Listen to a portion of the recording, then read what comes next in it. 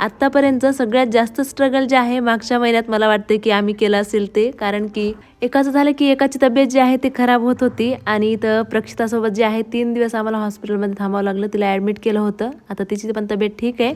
सुट्टी झाली, घरी आली आणि घरी आल्याच्या नंतर बघितलं तर एवढा सगळा पसारा पूर्ण घरामध्ये पडलेला आहे.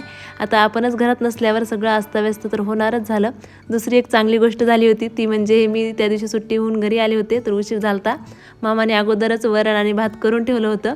त्याच्यामुळे मग दुसरं काहीच केलं नाही, जेवण केलं आणि झोपी गेले. दुसऱ्या दिवशी सकाळी मग कंटिन्यू कामाला लागले. सगळ्यात अगोदर सुरुवात केली बाथरूम आणि टॉयलेटच्या क्लिनिंग पासून. ते क्लीन केलं, फ्रेश झाले आणि नंतर मग चहा घेतला. आता स्वयंपाक करायचा होता अगोदर, पण त्याच्यामुळे किचनच जे आहे ते क्लीन करायला घेतलं. तसे बऱ्यापैकी व्हिडिओ मी आता शूट करून ठेवलेत, पण एडिटिंग करायला वेळ नाही. आता थोडेसे लेट व्हिडिओ येतील, पण नक्कीच तुमच्यासोबत मी शेअर करेल ते स्टेप बाय स्टेप. तर इथे किचन ओटा जे आहे ते स्वच्छ क्लीन करून झाला. धुणं राहिलं होतं ते धुवायला घेतलं आणि आजचा व्हिडिओ मग इतकाच. भेटूयात नेक्स्ट व्हिडिओमध्ये. तोपर्यंत बाय.